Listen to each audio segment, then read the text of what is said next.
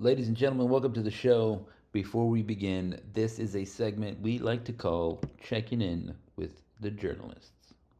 Checking in with the journalists, listening to the latest news. If I didn't know, it would be a goofus.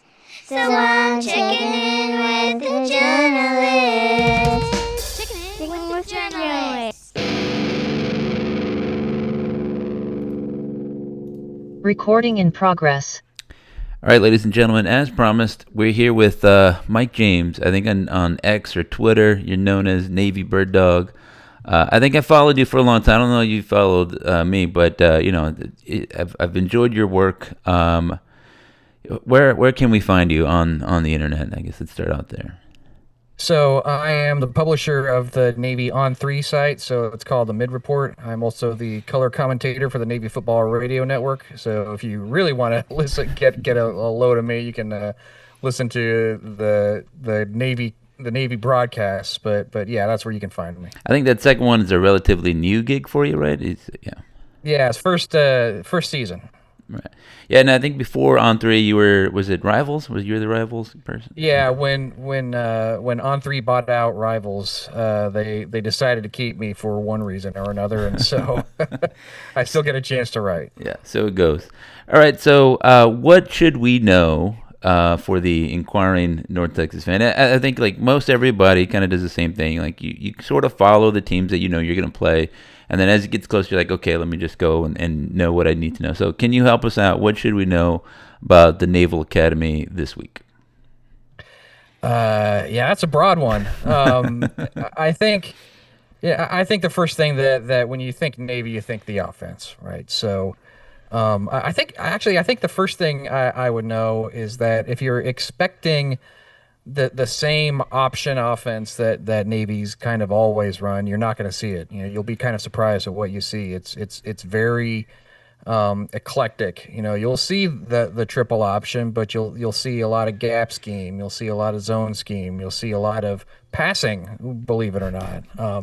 So I think it's worked. One of the questions about an option offense, like when you run the option, it's hard to do that effectively and still add other things on because it requires you to be so precise. The way it works with a developmental program is that you just do the same thing over and over again, and after 4 years, your guys are better at it than the other guys are stopping it.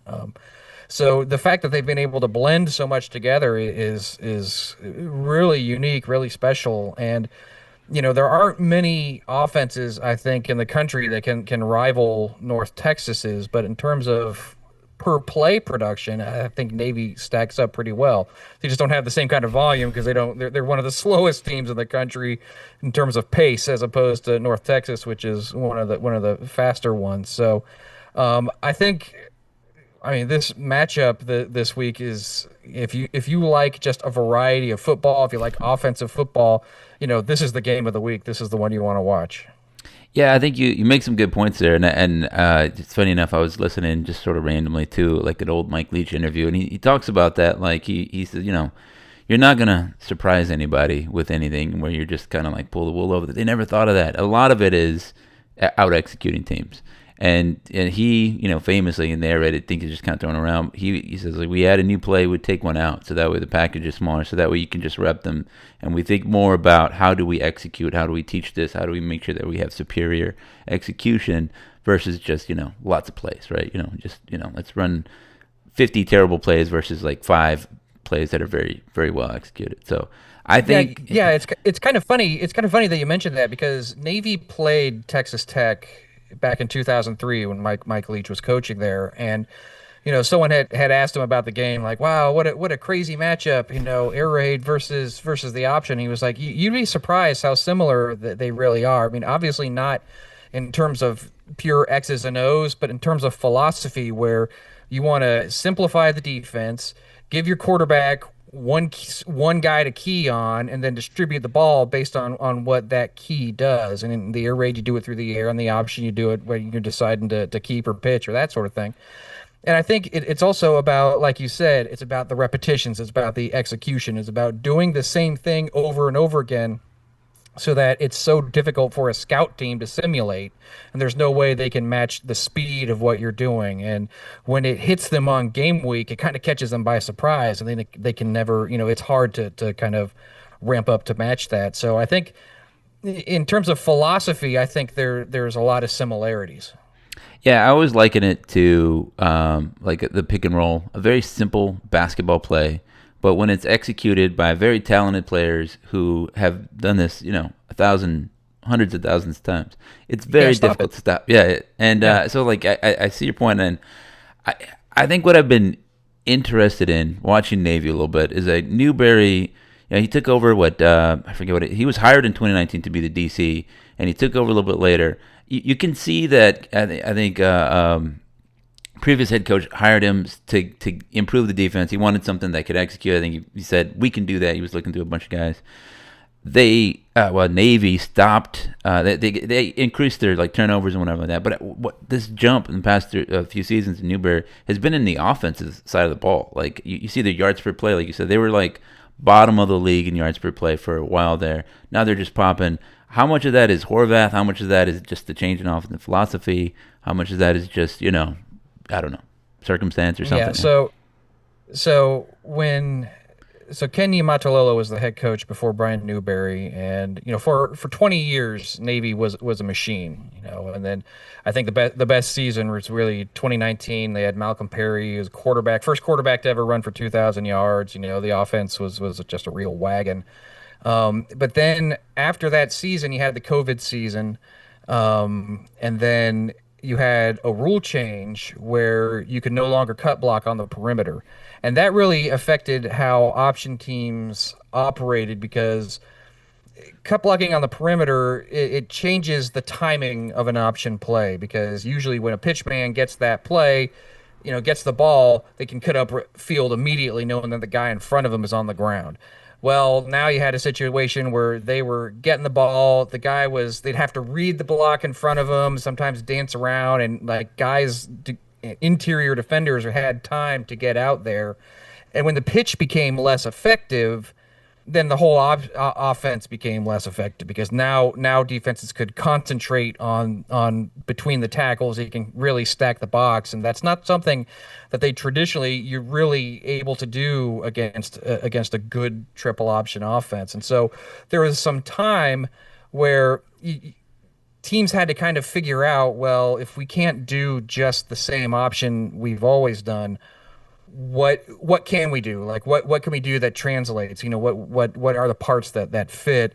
I think also, and this is Navy specific, is that the pandemic hit the Naval Academy very, very hard. Where I mentioned that Navy is a developmental program. They had a lot of guys leave because the Naval Academy was basically locked down. And when you rely on the development of players over 4 years, you want your team to be all seniors when you're at a service academy because you're not bringing in talent at the beginning. You're developing them to be talented at the end. And so when you're losing these key components as freshmen, as sophomores, you had young teams and you had guys that were playing that maybe weren't the number one guys that you had in mind. So the roster was really hurting for a few years. You couldn't really figure out the offense. You had to take a couple of years to figure out what offense you wanted to run, and it showed on the field. I mean, Navy had some truly brutal offenses, but the defense, even through that time, was always pretty good. So it wasn't a question of they weren't getting players to be able to run things. They just had to iron a few things out. Come to 2023, the offense didn't really work out, but 2024, you hire Drew Cronick to be your offensive coordinator. At that point, pandemic's in your rearview mirror. 4 or 5 years have gone by. The roster is stabilized again. And you come in with a very creative offensive mind, and all those things together kind of formed a perfect storm where Navy goes from being a 5-7 team that scores 17 points a game to going 10-3, winning the Commander-in-Chief's trophy and beating Oklahoma in the bowl game. So I think a lot of the culturally everything was pretty constant. There were just some under the radar stuff that needed to be sorted out, and now that so many of those players are back from last year's offense, that you're seeing a very efficient offense this year, that's really carried the team for the first half of the season.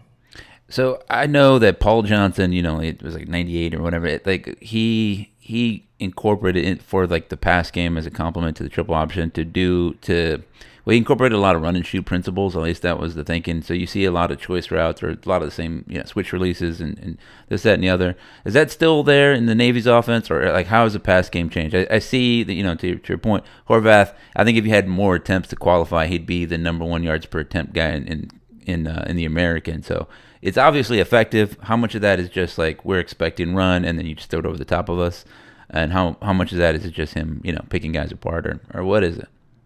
You still see some of the old routes. I think the most common thing that you see from the Navy passing game is a lot of their passing routes mimic what your perimeter guys do blocking. So you'll see a wheel post combination very often where if you're running a triple option, you a lot of times you'll have the split end or the wide receiver kind of coming up to block the safety. Well, that looks exactly like a post. And then you have your slot back coming out, kind of arc blocking the corner or the run support safety that way. Well, that's basically a wheel route. And guys get caught flat-footed expecting to get blocked, and then next thing you know, the guy runs by him.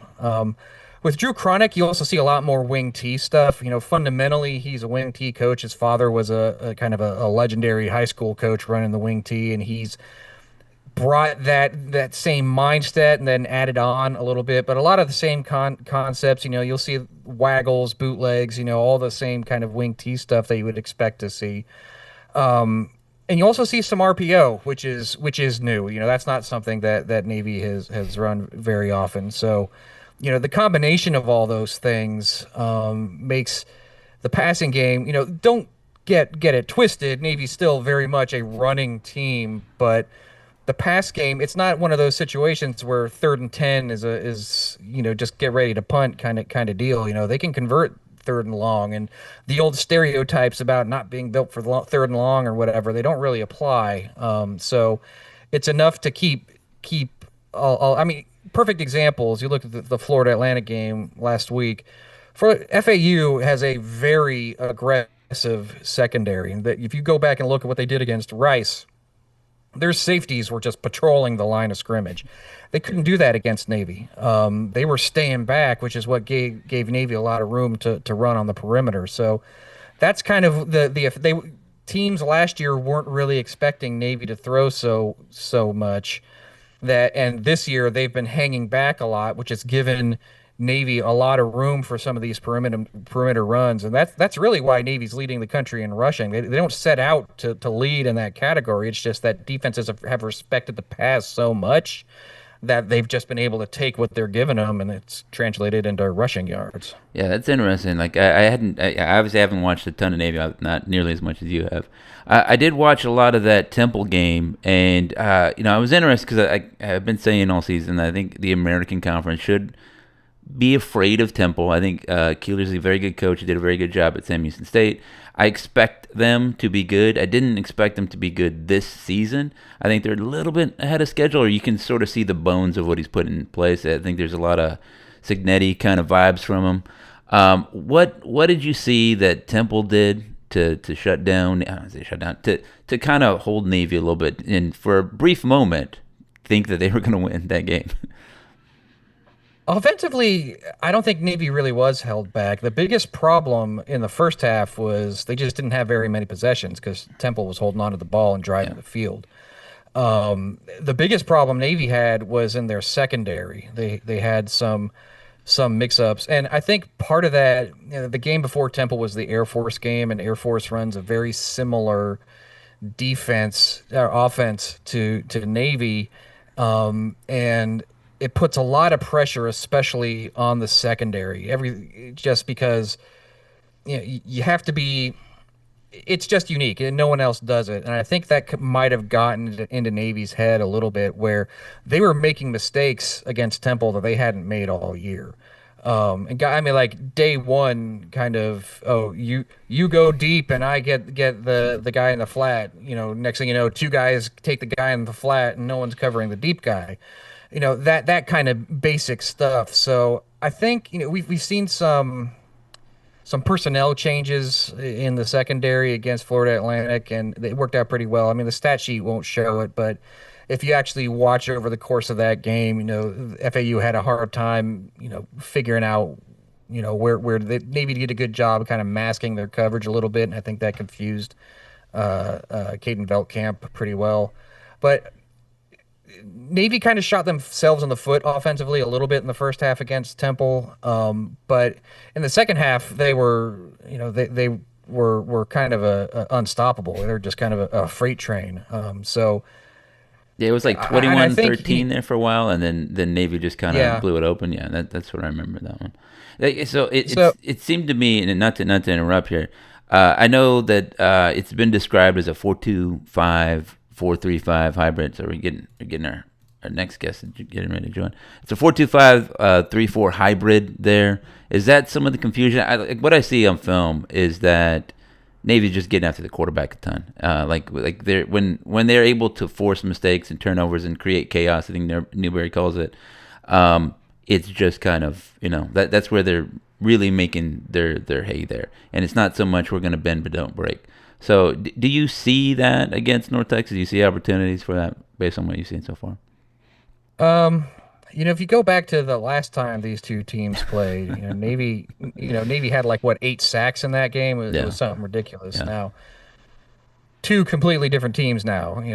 They're both much better now. Each of them are better at what they do. So I wouldn't expect that. But the thing about North Texas that sets them apart is just they run the ball so well. So I don't think this is a case where you can just pin your ears back. What Navy does well is they work. Like in the run game, they use a lot of unconventional run fits. So guys will line up over one gap, run to another gap, and you'll see a case where a lot of offensive linemen don't really know who to block. But what North Texas does so well is that they're not afraid to just run right at you. And so if they catch you in a stunt or something, and this happened the last time Navy North Texas played, they had like 21 carries for 50 yards and then 7 carries for 200 yards. They would get stopped until they didn't and bust a big play. So it's going to be a bit of a cat and mouse game, I think, for up front. To kind of pick your spots about when you want to get when you want to get weird and what you want to do on the lines. Personnel wise, it's technically a 3-4, but really it's hybrid. So they'll have a hybrid linebacker like a lot of guys do with a rush end, and then a hybrid linebacker safety player that they call the striker. So you'll use that to mix guys in and out and give multiple looks. So a lot of defensives do that now, but Navy does a pretty good job kind of trying to confuse guys on an individual level, whether it's the quarterback like we saw last week or against a lot of teams in the run game and their offensive line with these stunts.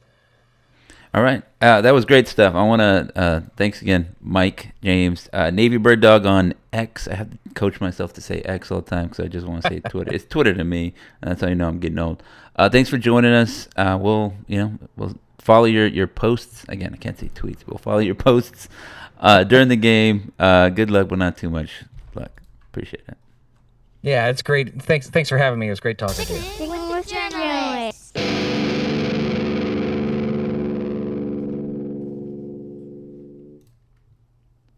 Recording in progress.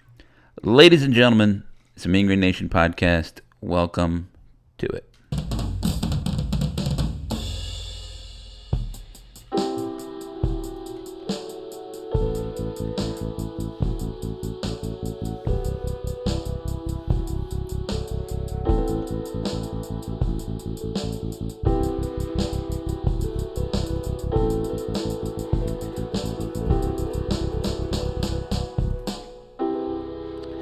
So, ladies and gentlemen, you'll notice that this is not Aldo. This is a different person. This is actually Billy Sierra from the Mean Green Gridiron show.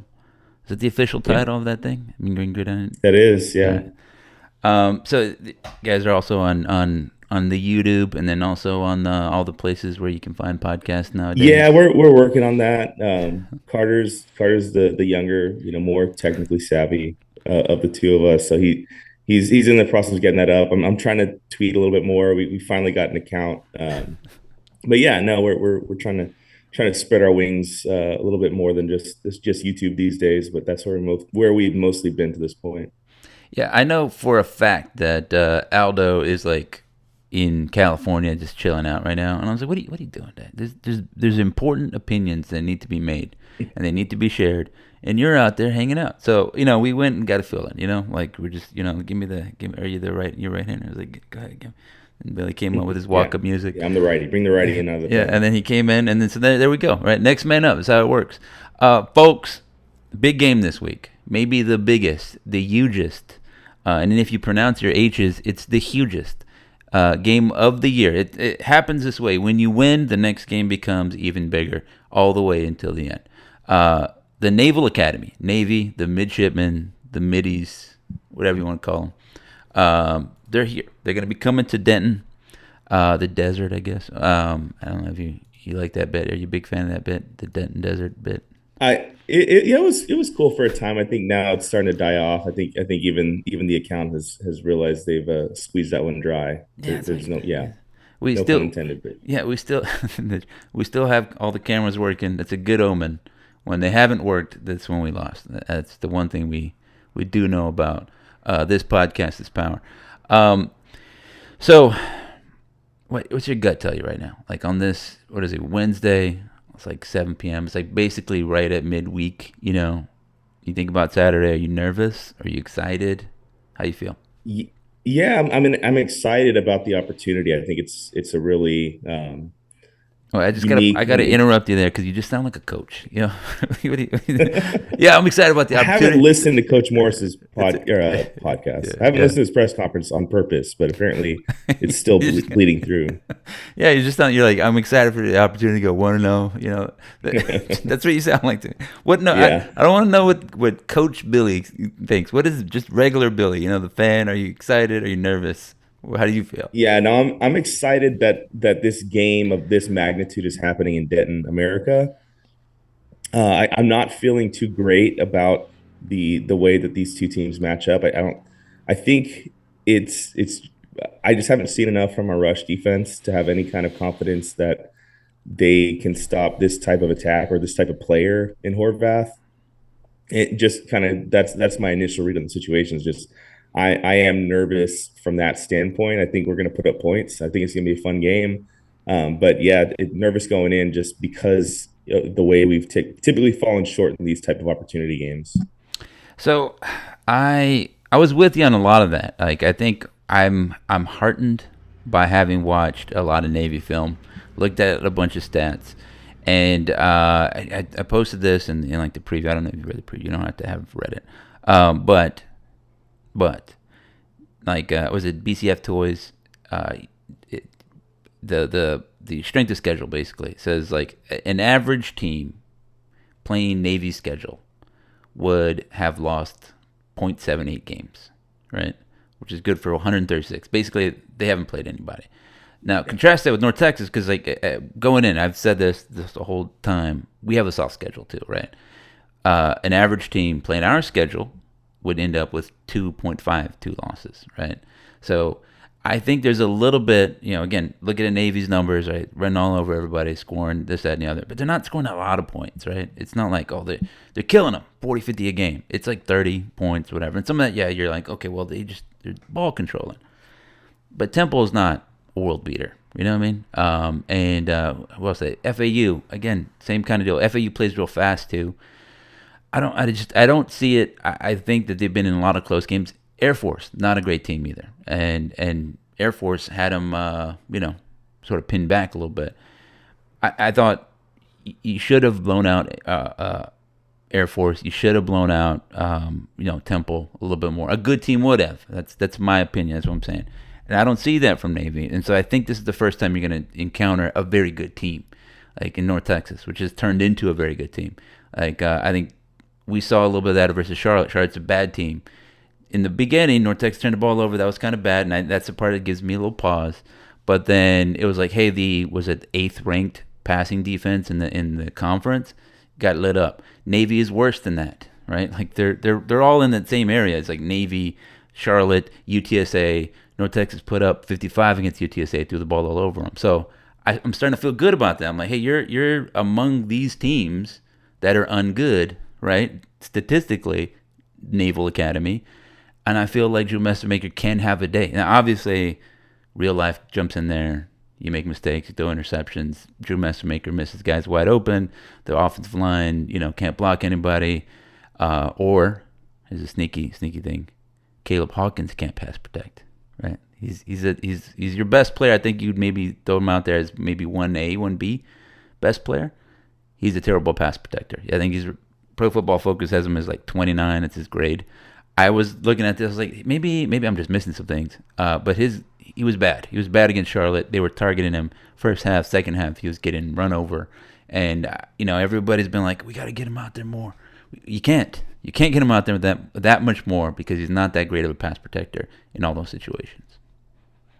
Yeah, it's kind of like the Derrick Henry, Nick Saban thing where, he was like, Coach, I don't know how to pass protect. They always just handed me the ball. Yeah. Hawkins coming from a small school in Oklahoma, and you see what he can do in the passing game as a receiver, and obviously in the running game. So, he's just a true freshman. Yeah. There's going to be limitations there. That's probably the hardest thing, I think, for a true freshman moving up to this level as a running back to do. But, all that to say, I think, like you said, you've got a good stable. Sibley has been really good. I think he's got 134 yards on 15 carries these last 2 games. So that's been a really good addition to the backfield. So you're going to use both of them, see both of them this game. But kind of overall at large, I think looking at this game from a Navy perspective, looking at their schedule, I kind of felt a little bit of what you're saying, where I feel like this is the game where take the mean green hat off, where they could get exposed. Ooh, geez, my hair doesn't look good. But you get the point.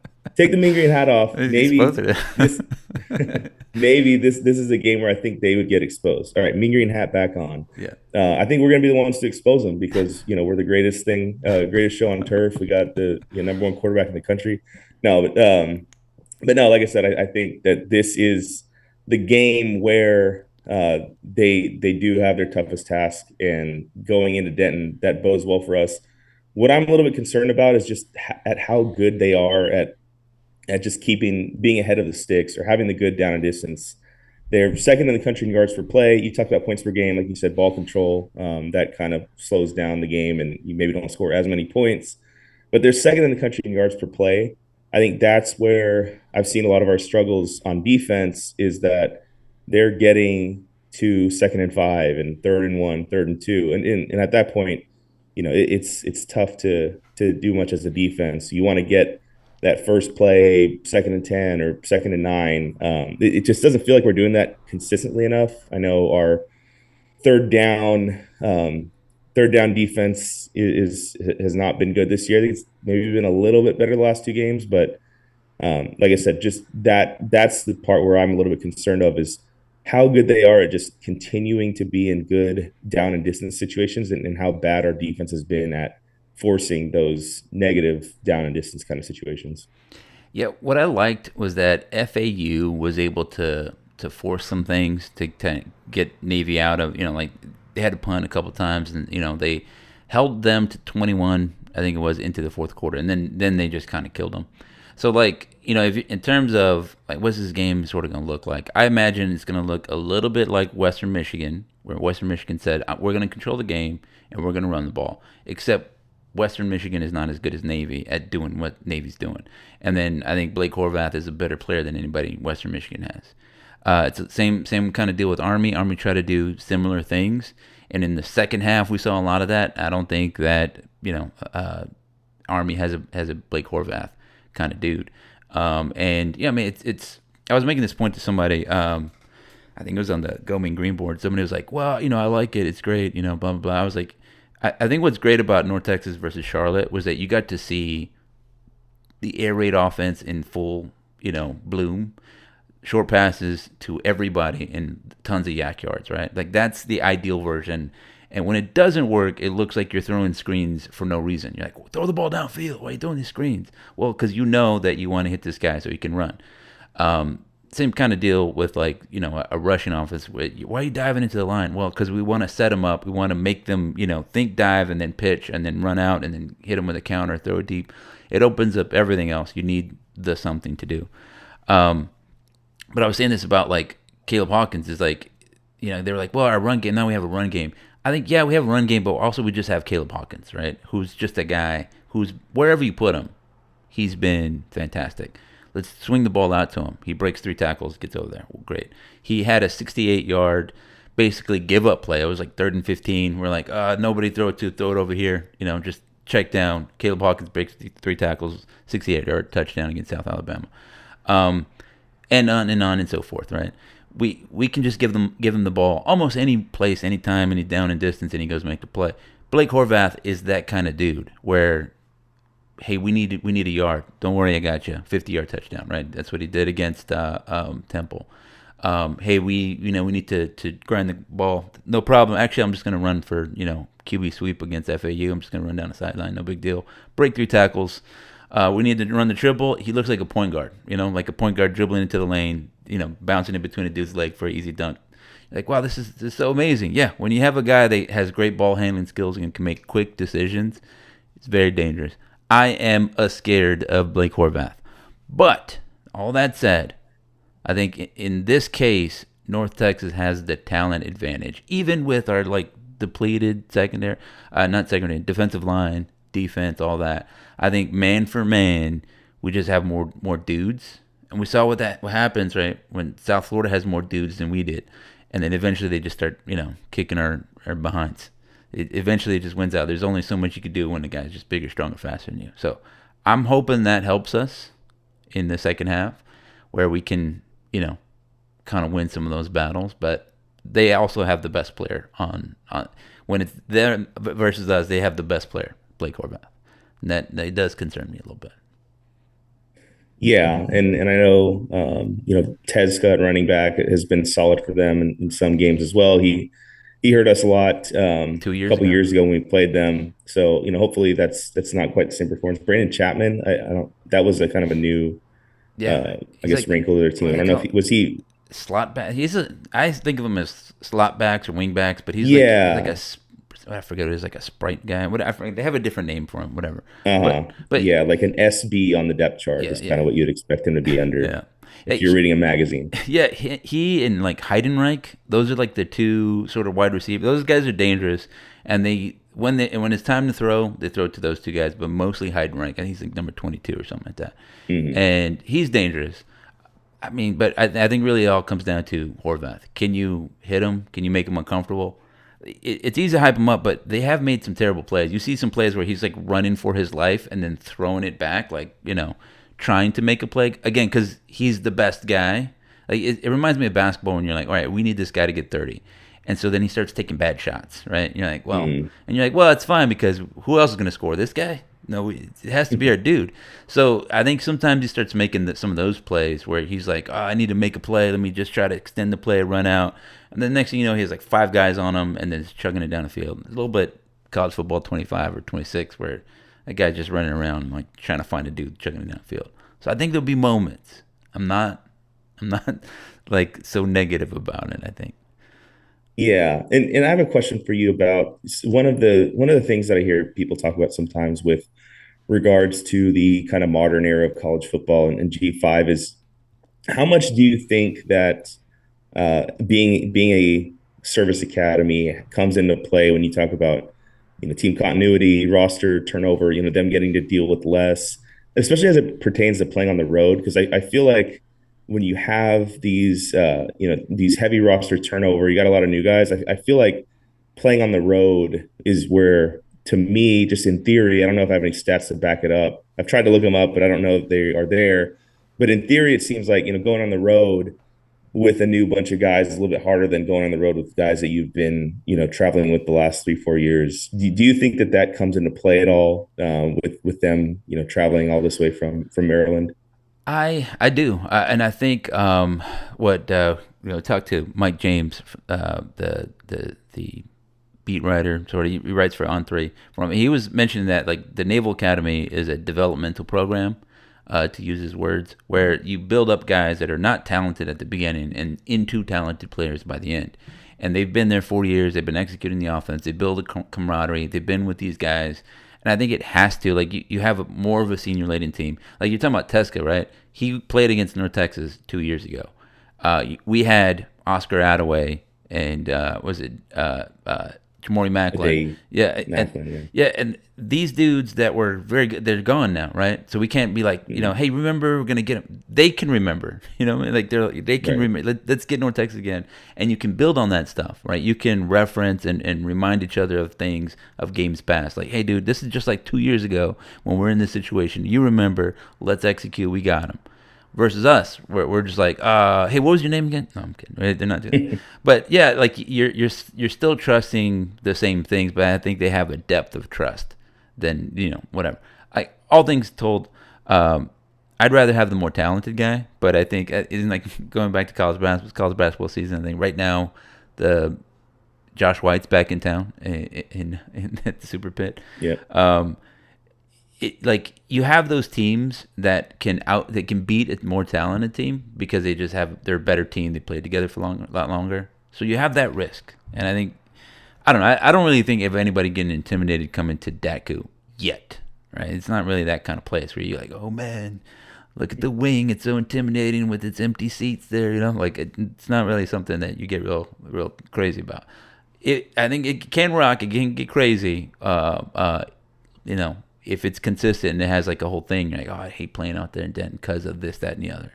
But I don't really think that we're bringing that kind of thing. It's more just being on the road, all the travel, all that kind of stuff that can kind of affect them. I don't know. We're playing at their time. We're playing at 11. They always play at like noon, I should say. They should be pretty comfortable, I think. Yeah, I mean, I don't know how you feel about that start time, but I think we're kind of a victim of our own success a little bit. We're getting a little bit more buzz, and you want to play on ESPN major network on Saturday, you're probably not going to get the best time.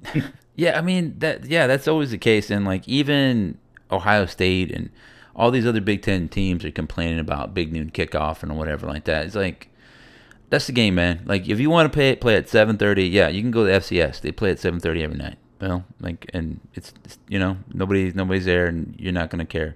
You play FBS football, they move you around because it's for TV, and that's where you want to be. So yeah, it's part of the deal. I don't. It doesn't bother me. I'm not going to the game. I don't have to get up early. It will affect me because I'm gonna be.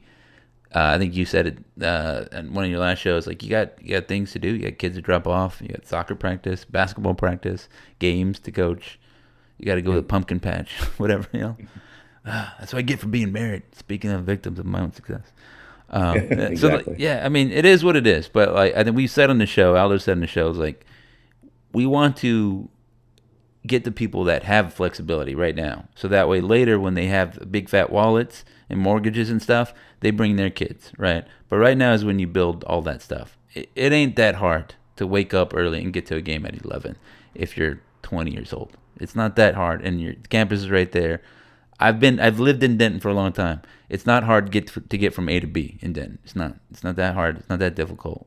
It's real easy to do it, and it's a good time because it's a great game. It's a place to be. Navy 7-0, North Texas 7-1. It's gonna be on TV. Wear your fanciest shirt. Be on TV. Get your your influencer stats up. You know what I mean? Now's the time. Now's the time. You want to be seen. Be on national television at the game. Now's the time to do it. Did you watch anything? I went back and watched some of the highlights of the game in Maryland a couple years ago, the Chandler Waters one. Have you watched it recently? No, I watched the game when it happened. But yeah. Yeah, okay. I only say that just to say that, like, if you have in your head anybody who listens to the show, watching it here on the YouTubes, you're like, oh yeah, they blitzed us and we sacked. Chandler Rogers had a frustrating tendency to stare down his guys, and there's a couple times where the dude just comes in and just like whacks him. And again, these are all these things happened this week.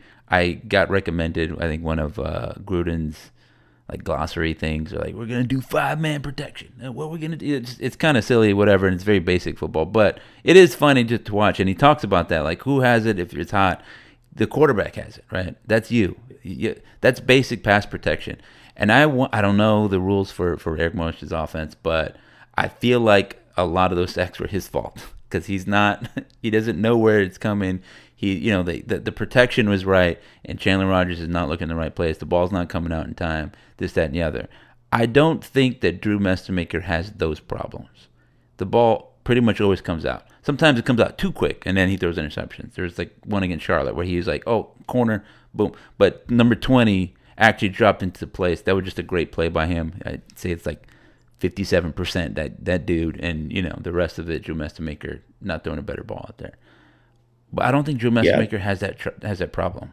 There was a play against Charlotte where I don't think it was necessarily a blitz, but there was a play where somebody got by Braden Nelson really fast off the right end, and I don't know if Nelson thought that it was just a chip situation or what, but it didn't look like he was fully engaged to block that end, and he comes pretty free, and Messamaker recognizes it right away, gets the ball out to sides, breaks one tackle, and then goes about 60 yards. That was a really impressive play. Watching the highlights, you see obviously the passing stats, it's impressive, but that's one of the things that isn't just about the arm talent, it's about his quarterback aptitude. And that was a play where it really stood out to me that he was able to pick that out.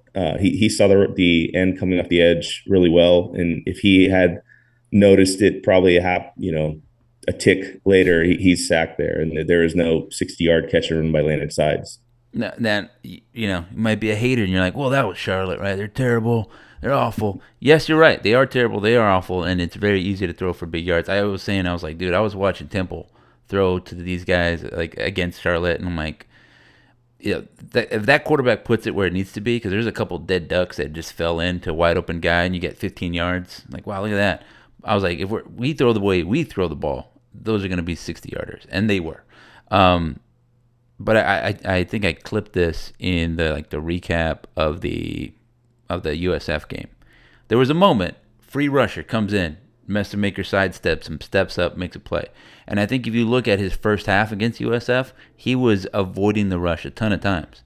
There was even one where he threw back against his body, and you're like, oh, they were like, wow, this guy off platform, all this stuff. I was like, yes, that was a great play. Also, why was he running for his life on this moment right here? We were very poor blocking USF, and I think all that caught up to him, and that's why he started throwing interceptions. I think all this is to say that I don't think that Navy is big, strong, and fast like USF, but they will get some free rushers because they create some chaos. They will get some confusion pass rushes against us. And I believe in Drew Messamaker's decision-making ability as a quarterback to avoid that rush and to avoid a negative play, like a ridiculous sack, or like Chandler Rogers is doing, taking blindside hits that are, I think it equaled 2 fumbles in that game. And the game-deciding one at the end. Yeah. And then even the other one was 4th and 10. They were like, I think that influenced, I think it was Newberry's and Volker's, the DC's decision to they brought everybody in 4th and 10. And so Rogers had to stand in there, throw a ball, and it was dropped or something, 4th and 10. That was a very, very last gasp thing. But yeah, I don't think that North Texas is going to make those mistakes. And I think if you look at Navy's defense, they haven't really improved. They're same kind of thing. I think they might be even worse. Really, the question is, can we slow their offense? And I believe we sort of do the same thing as they do, right? We're not going to stop them every time, and that's fine, right? We need to stop them enough, and we need to hopefully get a turnover or 2. And he's throwing 3 interceptions, and I will just remind you, against terrible teams. Nobody on the schedule is defensive juggernaut. You got to look out for Air Force's defense. You do not need to look out. That's not a thing. So I'm bullish on our ability to see what we can do to slow them down. Again, I'm not expecting, hey, we're going to shut them down, no yards rushing for the guy that's averaging 116. I'm not thinking that. But I'm thinking that we make them work a little bit. In the same way USF made Drew Messamaker work and they got a couple turnovers, right? I think we make them work a little bit, maybe get a turnover or 2. And I think that seeing your best player make a big mistake It kind of turns it around again, and then you see the wing quarter full or whatever it is. I'm talking about Jerry Moses is gonna hate me. He's gonna ban me from anything. But you know what I'm saying, right? That's how I see the path, right? You're like, how do you get from here to North Texas win? I see that like we have a very good offense. It'd be tough for Navy to stop. You can see a lot of sort of the Charlotte, UTSA. There was one other that was in there somewhere that we played in the American, where their defense is not much better than those. I'd take UTSA's defensive line over Navy's defensive line. I don't know that Navy's secondary is much better than Charlotte. Like Temple had them confused. Again, Temple is not a team that you're like, oh, look at this. Yes, Evan Simon's good, but they're not they're not an air raid squad. They're not going to slice you up. FAU threw a lot against them. I think Veltkamp's not that great of a quarterback. You look at FAU and their offense; they run a lot of the same stuff. They had opportunities. There was a lot of stuff like that's wide open, and Veltkamp is too slow to make a decision. Drew Mastermaker makes that decision quicker, faster, more effectively, all that stuff. So, I'm bullish on it. I saw FAU. I was like, you're leaving guys open.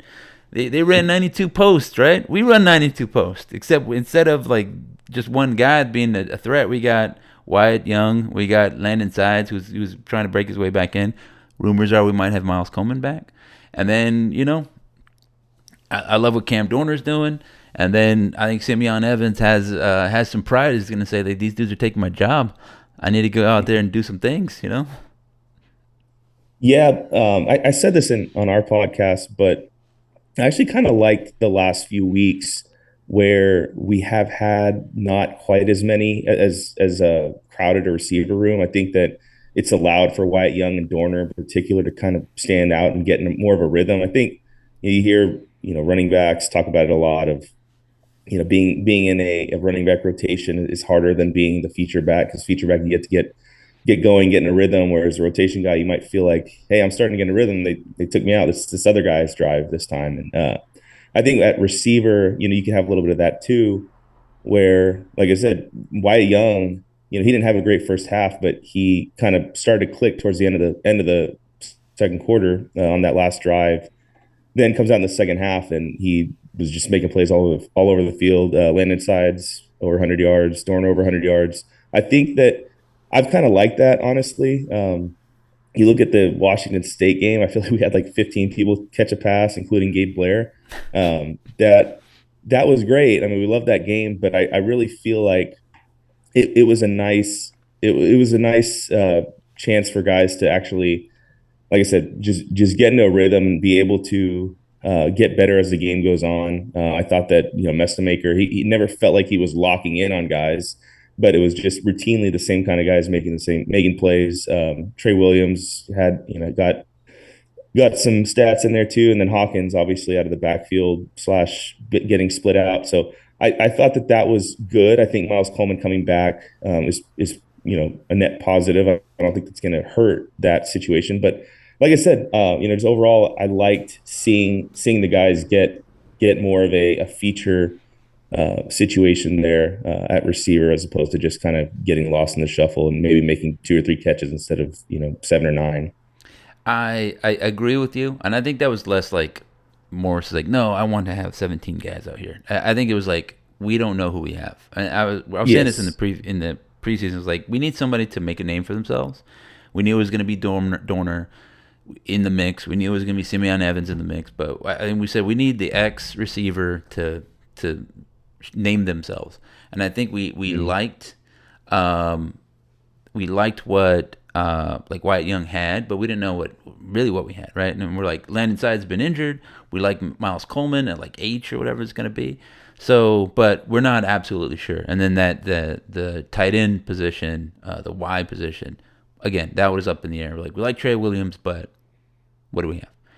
I think Charlotte really, I mean, if the starting lineup isn't Dorner, Wyatt Young, and then Landon Sides in there, like the guys that had 100 yards receiving, then okay, something else has happened. Some of the strategy, but yeah, you need to take full advantage of the opportunities you have. I think Terrence Lewis, he's one play on the field against UTSA, 37-yard touchdown. They're like, okay, he needs more time. right?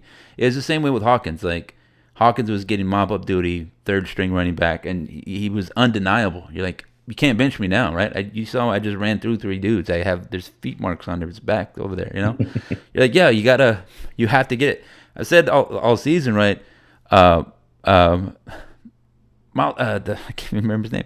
Our starting running back before Mackenzie McGill. Mackenzie McGill. I'm sorry, I'm forgetting your name, dude. I'm sorry. He didn't play poorly. He has not played poorly. He just hasn't played as well as Hawkins.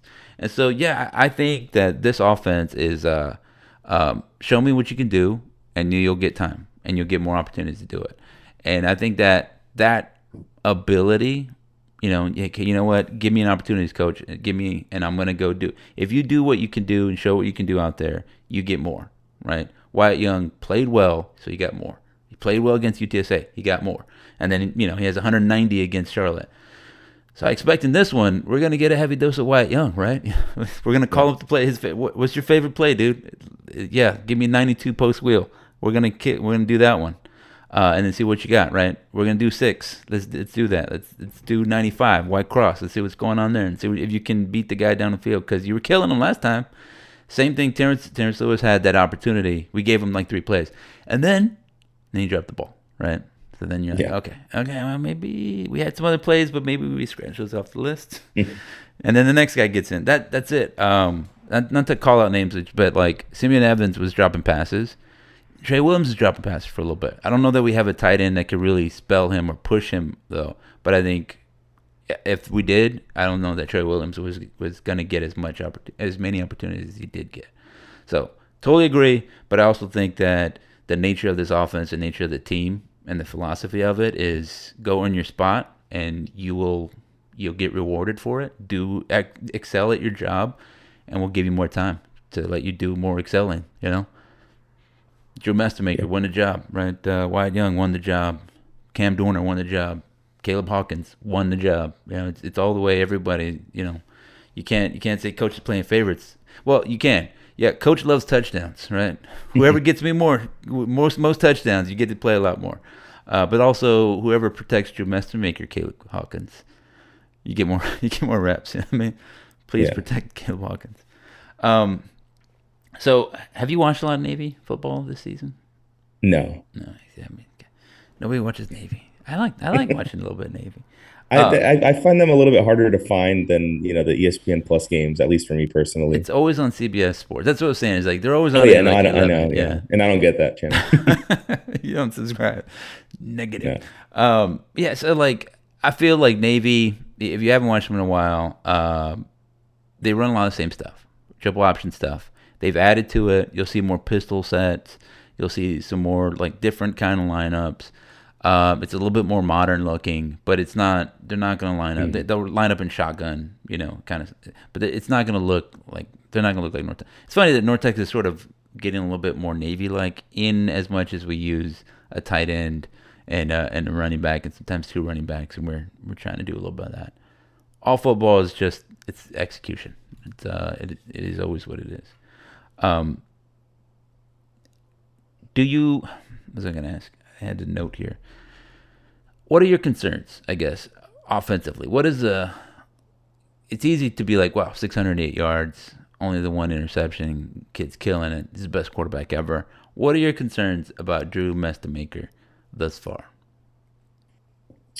Man, I hadn't thought about that. Been so busy thinking about the positives and then the whole after the season thing that we don't like to talk about. But I think for me with Drew, what I felt like in that South Florida game is we talk about his path all the time and his story, and we kind of forget the human aspect of that, or not necessarily the human aspect, but just the whole development side of it. It's easy to forget that where he is in his actual development and how much game he actually has played. I felt like South Florida was his biggest stage that he's ever played on, and kind of the most.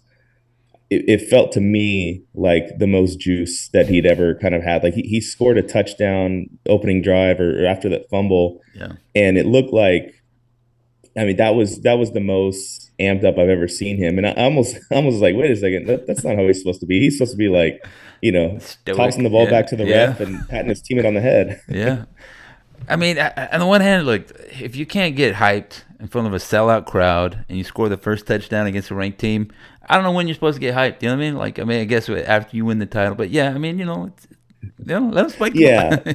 But no, for I sure. take your point. Yeah, Yeah, for sure. No, I think that from there on, I couldn't help but feel like there was maybe just a little bit more in the front of his mind than normal. Like, I got to do X, I got to do, I got to play a little bit of hero ball here. And you talked about the the offensive line not doing as great and him having to kind of make more plays than he needed to. I also felt like I know we didn't run the ball well that game. And Mike Craven at Dave Campbell, he was talking about being on the sideline that game and just walking around South Florida sideline. And he was saying how they had defensive linemen on their sideline that looked like P5 or P4 linemen in a way that he doesn't typically see on a G4 side or G5 sideline. That was pretty evident when we were trying to run the ball. Hawkins was not breaking tackles the way he normally does. We weren't getting the push we normally did. And that was, making it a little bit more heavy-handed on the Drew Mestemaker side. And like I said, between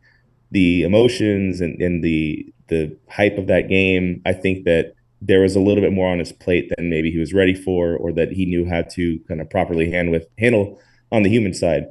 Navy, probably not going to be as big a crowd, but probably going to be a decent crowd too. And in a similar stage in terms of, there's no ignoring the records of both of these teams when they go in the game on Saturday, both overall records and obviously conference implications. I think that, my biggest fear is that he does kind of do that same thing, get a little bit hero ball-y, and just maybe try and do more than he needs to. Like you said, that play against Charlotte, it was just that was just really weird to see him throw that ball so quick when the play wasn't there. That was uncharacteristic, but just again, going into the game with everything else that's kind of top of mind that maybe wouldn't normally be. I think that's where I'm potentially concerned with his ability to play to the level that we know he's capable of. I like that. I think so. I broke down some of those. I went back and watched. I broke it down like I'm, Brian Balding or something like that. But I watched him again, and like so that first one against USF, the one where it looks like he was expecting Dalton Carnes to cross the face of the linebacker, and I don't know exactly what USF was doing, but like in man match cover 3 kind of things, you want that guy to wall off that the you want him to wall off. I'm getting a call from Jake from Spectrum Services. I had to hang that one up. Yeah, all right. So, sorry, reset. You want that linebacker to wall off the thing, and typically what happens is you wall off and then you like align the number to number 1. But what we wanted that to happen was number 1 to cross his face and get to that spot. And as he's walling him off, he crosses his face. So then Drew Messemaker throws that ball anticipating that to happen, but he had a guy in his face. So 2 things. 1, he had a man in his face, and he made an anticipatory read, throws the ball. I think that's some of him, that's some of Dalton Carnes, some of the play design, but I think it's mostly linebacker making a great play, right? Defender's got a scholarship, and he's getting paid probably too. So there's that one. The second one, the one he throws that interception along the sideline, I thought, and again, I don't know their rules, but it looked to me like we were running a sail route, right? So we're clearing out 4 miles Coleman. This is against South Florida, right? Yeah, that South Florida one. That route needs to go just deep. And I think almost everybody teaches it. Like you go sideline till you get the corner to turn his face. Why? Why do you do that? So the corner can't peel off and midpoint the other thing or get that. He can't drop off. You want the corner facing you down the sideline, sprinting with you, going like this. And so if you do one of these right here, right, like, oh, I'm open, then the cornerback's looking up and he's not defending that other one. So I thought that was bad by Landon Sides. However, and I think that sort of explains where the ball was placed. He beat him inside. I think you got to get outside. Now, I will acknowledge that some coaches teach you to win however you win. You don't need to win on the sideline. You just need to win. So I don't know exactly what happened, but that looked to be a bad throw because he threw off his back foot, and also bad, running by our wide receiver. So I was like 50-50. Okay. The worst interception that he threw, I thought, was the crossing route back foot. He has guys in his face, And again, both tackles get beat. Both ends get in there. You got to eat the sack, just throw it on the ground, something. And instead, what he does is try to force it in there. They had a low hole guy, just a guy peeling off. Basically, exactly how they did. Like, forget the details, but it looked like a little fire zone where you bring rushers that don't look like they're supposed to rush, and you drop guys that look like they were going to rush, right? So exactly what happens. You have, guys here, this guy should be open. Oh, wait, there's a guy waiting there. That's exactly what happened. That guy steps back, so Maker throws higher. He's like, it's like holy crap kind of throw. He throws it higher, interception, because receiver's doing one of these. So that is good defense, but that's bad quarterbacking. And I thought that was the worst one he did. And that's, I think, what happens as you get pressure. Cassidy had said that's kind of what he aims for, right? When he wants, when he's designing his defense, he wants to hit the quarterback, make him get up, and then see if after a long day of getting hit in the mouth, if he still can execute the offense, right? He's like, your game's not against the other offensive coordinator, it's against the quarterback. Can he make those reads after he had to pick himself up 15 times already? And he's like, now he's going to get, little alligator arm. Like, throw the ball. Kind of turn and just tuck it in. That's when they make mistakes. That's what USF did us.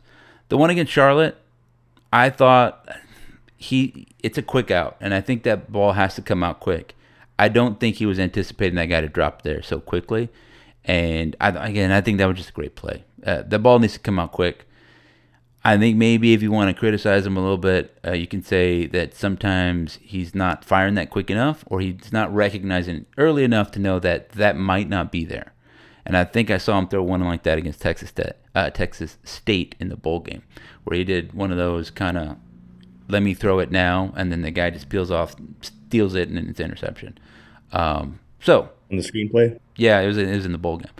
Same kind of deal. Is like, I think there's some of it where you're like, I don't know what he's supposed to recognize. Again, I'm not in the quarterback room. I don't know what they're saying, how they're teaching it, what you're supposed to do. I just know like the generic stuff. I think probably the answer is get out of that play, right? Like, don't do that, or it goes somewhere else. Whatever. To your point, you got to learn that stuff. Like, once you throw that interception, then the next time you see the situation, you're like, I threw an interception on this last time, right? Peyton Manning famously threw 20 interceptions or whatever it was. 86, I think. Yeah, his and that helped him not throw interceptions later. But he threw a lot of interceptions his rookie year. You got to do it. It's gonna happen. I'm frankly surprised that he hasn't thrown more. And I don't. Sure. I think I think Aldo's like, really, I don't like him fitting the ball in there. I'm like, dude, you got to fit the ball in there. Like, that ball needs to be in there. If you have even the slightest hopes playing at the next level, you cannot be afraid of slightly open, because that's as wide open as you're going to get in the NFL. Is slightly open. Yeah, no, agree. I mean, I think that he's going to have to make plays, and he wasn't scared. Even Charlotte, there were a few throws that we were kind of like, whoa, that was a close one. But he fit it in, and it was, I don't know if it's just, you're never going to see a quarterback throw the ball and then put his hands on his head before the ball gets through that. And but yeah, exactly. You're never going to see that from Drew Messamaker, but he sure plays it off as if he knew, these balls were going to get thread through the needle before it happens and after.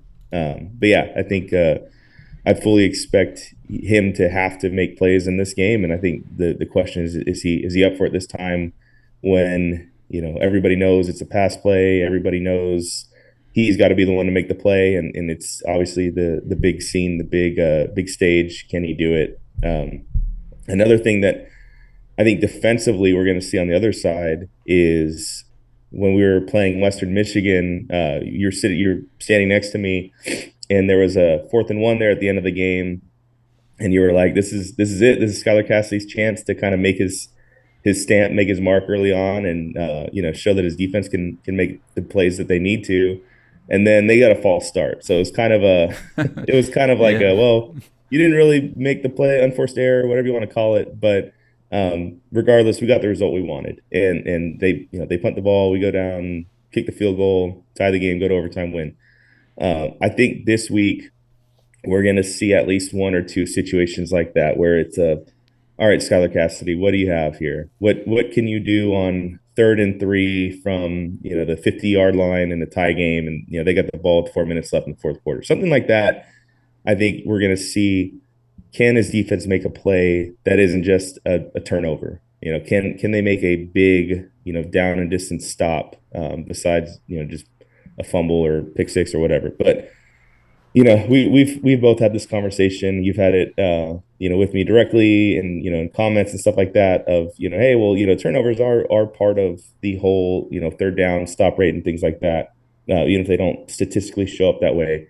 Um, I think we've seen both sides of that. We've seen the defense do well, continuing to get turnovers, especially at home, and then we've also seen the inability to stop a team on third down come back to bite them. Right now, we're up to 111th in the country on third down conversion percentage. So that has improved, but Navy is 14th in the country offensively at third down conversion. So they say it's a third down league in the NFL. This is big boy football, so if this is going to be a third down game, then we're going to need to kind of play against the odds a little bit, and have something up our sleeves to pull out at least enough stops to get the win here. I thought North Texas did a great job against Charlotte on third down. I think in the second half it was like, oh yeah, they really got it. Some of it they got very lucky. I think one time Charlotte throws it at the tight end's feet when it was like a walk-in touchdown. Sometimes you got to get lucky, right? You got to get lucky sometimes, and I don't mind getting lucky. There was not a turnover. Going back to what you were saying, was it David Fisher drops an interception, and then there was also an interception that was dropped in the back of the end zone too. You got to get those, right? Those are the ones you got to get. And it's a long season, so I don't blame anybody, but I think you can see how they matter, right? Like if that's an interception, then they don't throw, they don't move the ball in, and then that's legs you save, that's energy you save, so you can get off the field and play another down. I think Western Michigan set up North Texas to be prepared for the kinds of offense they were going to run. I'm glad they played Western Michigan because Army, it was a preparation for Army. I'm glad they played South Alabama. It was a little preparation for USF, and I think they came out ready to hit USF. I think they just got worn down in the end of the game. But I'm glad they played USF because I think that prepared them for a Navy. So you're dying over there, huh? It's the allergies, some cedar or something like that. Yeah, something like that. But yeah, like it's those things, they all add up. So I think for like Skylar Cassidy, he had this. He has an idea. This is how I'm going to defend third and short. This is how I'm going to defend the running these guys. But now he knows. Here's how I'll defend it with these guys that I have. Like he doesn't have Valea anymore, right? He doesn't have some of these other guys that he was thinking he would have. So it changes it a little bit. I think we'll see a lot of tight fronts, little bear fronts, and basically all that means that we're going to have somebody head up on the center, probably right up on the guards, but we'll mix that up. I think I saw FAU kind of change that up. You'll see different things, different shades, where we're like shading them right or left or something to challenge what they're doing. I don't know. That's a game to watch, right? How are we dealing with their dive? How are they dealing with our adjustments? If we are adjusting, maybe they don't have to adjust and they're just like walk down the field, 1, 2, 3, whatever. But I think it's good that North Texas has played Army, prepared them a little bit for Navy. They run a different style, but it's not like North Texas has not seen a running quarterback this year, right? Byron Brown was the most talented dude, and sometimes it comes down to, can you just tackle a guy? It's very difficult to tackle a 6'3", 250-pound dude like Byron Brown. It's not easy to tackle Horvath, but it may be a little easier, right? Because he's not as big and strong and fast. So, sometimes you just get, you're just fortunate that the guy you're tackling is not, he obeys the laws of physics, I'll say. So I think that'll be interesting.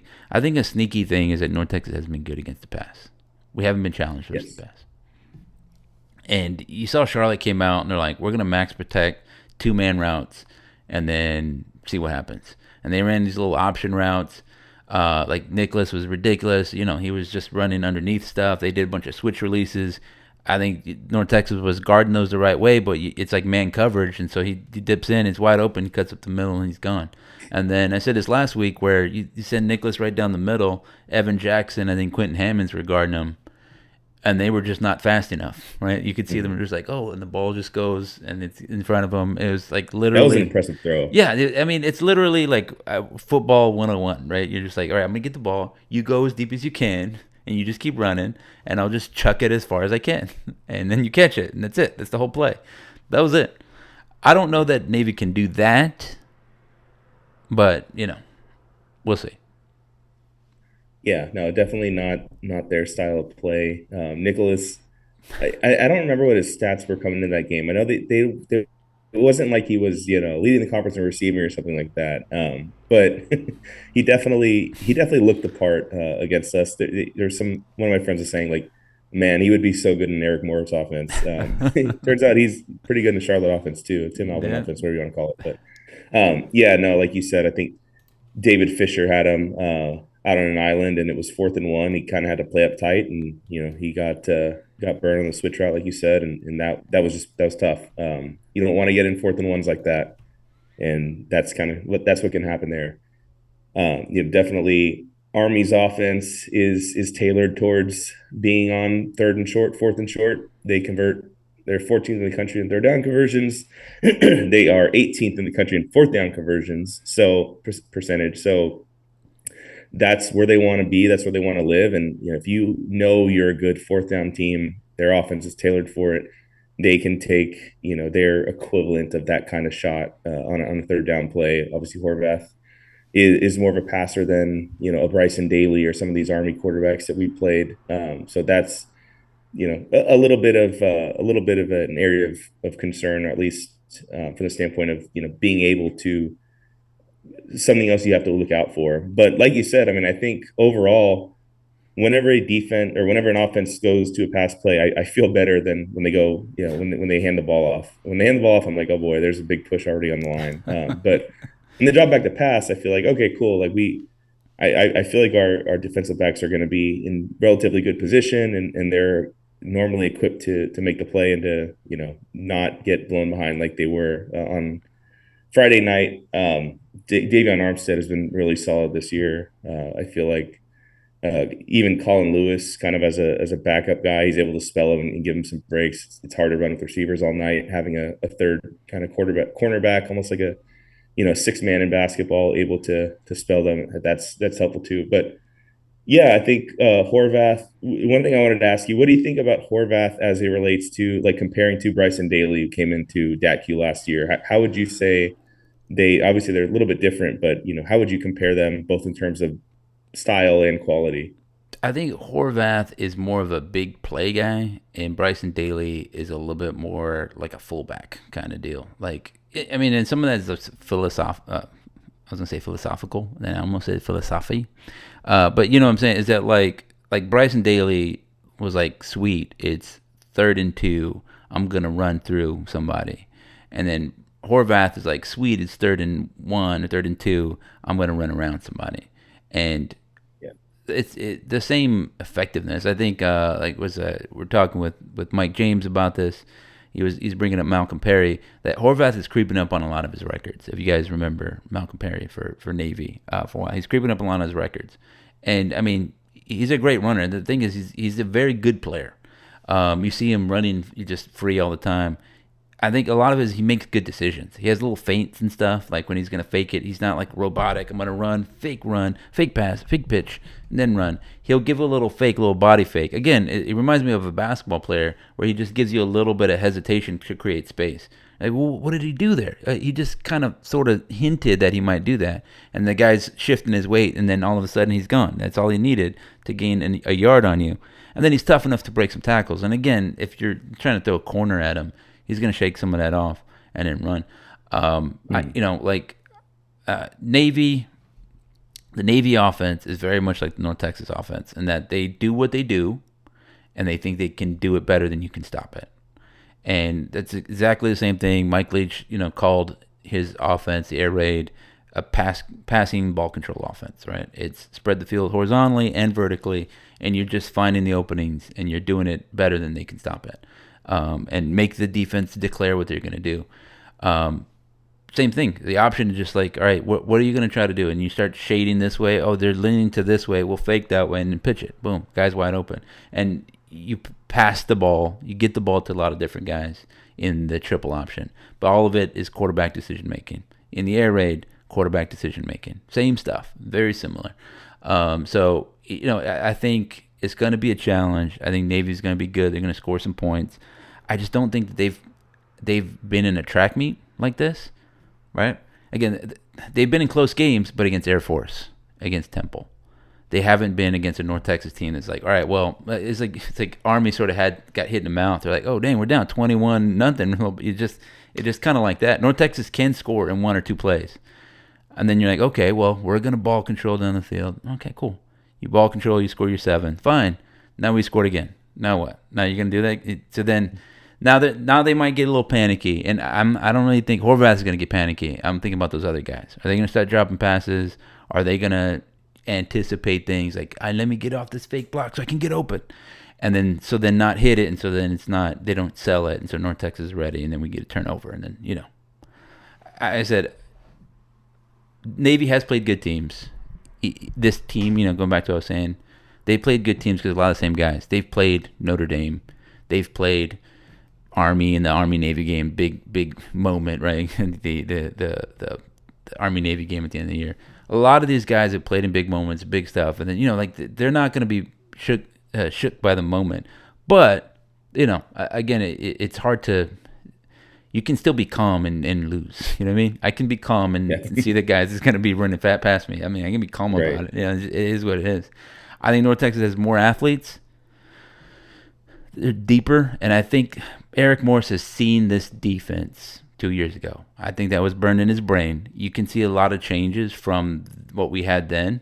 We don't do the double stacked receivers a lot, the doubles, the doubles thing. FAU did a lot of that same stuff. I saw FAU run a lot of our same plays, right? Like 92 air raid staples. They ran a lot of wide receiver screens. What I didn't see was that those screens get broken for whatever, and that had more to do, I thought, with FAU not having the talent in North Texas does, right? Miles Coleman took one to the house against USF. USF has better athletes. We just established that than Navy does. So North Texas had 21 points in the first half against USF. I don't think Navy's as good as USF. So it's just kind of being simple with it. I think we win this one. I forgot what I said. Let me go back and look at my preview. Guys, you can find my preview at meangreennation.com, and you can become a subscriber. I mean, click the thing, scroll down. What did I say? Did you read it? Do you know what I said? No. Okay, I said in the preseason, I predicted a close loss, 21-30. Again, I was like, Navy's good. They're coming here. We have like a true freshman quarterback. I don't know. I think we kind of, and I can see that that's still happening. I think that's within the range of possibilities. But I think North Texas is playing good football, right? Quarterback's playing well. Run game's playing well. And it's not like, okay, we have Caleb Hawkins. We also have Sibley. We also have McGill. We also have Ashton Gray. He's hungry. Same thing I was saying earlier. He's hungry for playing time. He ran for a touchdown. He's like, hey, coach, don't forget about me. Let me get some of that. Who cares what Billy Sierra says on the show? Give me some time. I want some yards. And so I picked 45-31 because, again, I think they'll score, but I think North Texas can score more and will score more. And we got the home crowd, Are you going to be there? Are you showing up at the game? I'm not going to be there, unfortunately. I got baseball to coach, but at least, I'll be coaching third base with my phone out, trying to look at both. Yeah, I think that's the right way to do it. It's a line drive, actually. Yeah. All right. The kids are getting bigger now, so I have to be a little bit more on my guard. Yeah. I was coaching my daughter's basketball when she's still at the age where she can't throw it that hard where it's gonna hit me. I was like, I don't know. I played basketball, so you can throw it as hard as you can. It's not gonna hurt me, kid. She's like, okay, here it goes. I was like, woo, a little feather soft pass. So, do you have a prediction up for this game? What does your gut tell you? Yeah. Ooh, man. I think this one, I agree with everything you said, as far as, logically speaking and breaking things down, what makes sense. Yeah. It just feels to me like things never quite make sense. They never happen in the sensical way with these type of stages from Texas. I think we're going to pull it out. I don't think it's going to be as decisive. I've got us winning by a margin of 38-35. I think we had to put our trust in Cali and Guma at some point, and he comes through again. What's up? Why does everybody love the kicker, man? No, I think that's fine. You know what? Like, I think like I was saying last week, we had Hank Dickinson, the great Hank Dickinson, and you could tell I was giving the same kind of points. And Hank, bless his heart, you could tell him he was getting uncomfortable. He's like, I don't know, I can't call it a blowout. It's gonna be 31-10. I was like, 31? It's Charlotte, man. The worst team in the league. They got no. So I feel like that about this one. Is like I totally understand. And then right about the beginning of the game, I think everybody was like tweeting at me saying, "You jinxed us," and I did feel like I jinxed the team a little bit. But this again, I feel good about it. I think Navy's a good team, but they're just not as good as North Texas right now. And North Texas is playing good ball, good football. We're back at home. Navy's got a rough schedule after this one, so if they don't pull this off, it could be the beginning of a big spiral downhill towards for their record. They have Notre Dame next week, right? Notre Dame, then South Florida, then Memphis, and then the Army game. Yeah, I think maybe it's fine with me if they want to look forward to Notre Dame. That's a big game, man. You get to go over there. They're going to Notre Dame, right? Is that what it is? Yeah. Yeah. Touchdown, Jesus. I think we should say that. Like, hey guys, take it easy. Save your legs for Notre Dame. Marcus Right. Freeman, like he's out there. They play a college football playoff team. You guys want to be prepared for that game. Pack it in, boys. Pack it in. So I mean, I don't know. This is a soft schedule. Like Navy's very beatable. I think North Texas is. That's the reason North Texas is favored by like 6. I think that's why. Some people are like, what? How, and why? Navy's play a soft schedule. They're not that great. They have some holes. They haven't been tested. That's a big thing. They haven't been tested. We might test them and they come out and they win. That could be a thing, right? I don't want to take anything away from it. Yeah. They just haven't been tested. And if you haven't been tested and you're winning by the skin of your teeth, Temple, Air Force, I don't think you're that good, right? North Texas hadn't been tested, but they're hurting teams, right? 51-0. It's not just 42-10, 51-0, right? 59. That Washington State win is starting to look a little bit better than it did. Yes, exactly, dude. Like it just like all those things, and then that USF one, I think North Texas is a little bit more 21-10 or 21 whatever it was, 21-14, and then receiving the ball with the chance to go ahead than they were 63-36. No, whatever. It happened, so you are that, but. A little bit Bill Parcells, you are what your record says you are. You are what the score said. But I think you can take all those things. North Texas didn't play very well against UTSA in terms of like EPA or whatever, but 55 to whatever. But again, North Texas has been putting together big wins and then hurting teams. Again, the backups are doing it too, right? Let's put the backup out there and he throws for a touchdown, 37-yard touchdown. Backup Ashton Gray. It was 42 to whatever. We got 2 garbage time touchdowns. Why? Yes, Hank and I was right. He's like, I don't know. This was going to happen. He's going to run the ball. We're running the ball, but they can't stop the run. I think that's how good. That's how you know they're good. And when the backups go out there and they can't be stopped. Put me in, coach. Get those put me in, coach guys. That's why I feel good. I feel good about it. Billy. Are you gonna wear? What are you gonna wear as you're coaching your team? You gonna wear a little? What's your mean green good luck charm? It's probably gonna be this hat, but it might be my shirt because the one game I haven't worn my green shirt that I got last year at Shields. The one time I haven't worn it was the blackout game. Had to wear black, right? And you guys know what happened there. You did not have to wear Adam black. saw me wearing it, chugging a cold one in Michigan. Yeah. I wore it every other game this year. So I guess I have to wear that shirt. Yeah, you gotta wear it. I like it. I've worn green all the times. I've been out there coaching. I've been out, in the rain, whatever. I'm gonna wear green. I'm gonna get everybody wearing green. I'm excited about it. Ladies and gentlemen, coming to the end of the show. You can find Billy, Mr. Billy, at the local tax office, I guess. But also, Mean Green Gridiron Show, right? That's what it's called. We got a Twitter account now, but Mean Green Gridiron on YouTube. That's the easiest way to find us. Cool. Yeah, there you go. Just Google it, type it in there.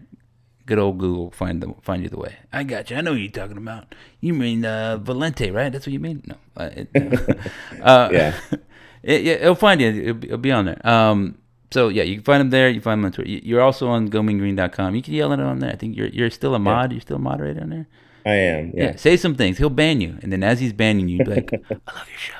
As you fade Yeah. If you away. say something about NIL, I might ban you if you're Um, not, at least during the season. yeah, I mean, again, look, I don't like to talk about the future so much, and I like to say this every week. You can be bullish about it because this kid played behind two very good quarterbacks, and he stayed, right? So I think of all the guys that would be likely to stay, he's one of those guys that just a slight increased likelihood. Now, again, if somebody said, "Hey, you can get $1 million to stay," cool. I might say, "Hey, but you can get $4 million to leave." I'm like, maybe I leave. And I think there was an article in the New York Times. They're talking to the G5. They're talking to it was Sam Khan was writing about North Texas. Mhm. There's like it's more likely that Morris leaves and then he takes a quarterback. But I think on our side we have the fact that Morris hasn't put together a program yet, right? You look at the resume, it still says hasn't won anything, right? There's nothing there. There's no trophies in the cabinet with Eric Morris on it, right? He's not holding nothing up. So I think a team that's going to get Eric Morris would be like a high G5 kind of squad, like a Memphis or somebody like that has more money, USF that has more money than we do, but still G5. A lower P4 like your Houstons, or those teams that are in the Big 12, but they're not really, even like a West Virginia, you're like, oh yeah, they just hired Rich Rodriguez, but those kinds of teams, they take them same way they got like Ross Hodge, right, basketball. Those are the ones that we got to look out for, like a Washington State. Yeah. It's not going to be Penn State. Penn State's not going to hire. LSU's not going to hire Eric Morris. They might put him as a coordinator, right? They might say, "Here's $20 million, be our coordinator." And again, I wouldn't blame him for doing that. But I don't think you have too much to worry about there. Now that said, these people are crazy, and they'll throw money at you and they'll money whip you. And they might. I wish somebody would money whip me. I'd here I the stuff for the LSU podcast. I'd do that. They want to give me some. I got a mortgage to pay. Also, we all got a mortgage. But yeah, that's Billy. You can listen there. Is anybody throwing money whipping you to be on another podcast or something like that? No, Just you. just what am I paying you again? Because I don't remember signing anything. So, ladies and gentlemen, thanks for listening to the show. You can money whip me. Go to the site, subscribe. We appreciate your support. Join the Mean Green chat on Saturdays when we're watching the game. Everybody's in there. It's been more popular. It's a good time. I enjoy it. We enjoy it. You enjoy it. Ladies and gentlemen, thanks for listening to the show. Go Mean Green. Go Mean Green. Recording stopped.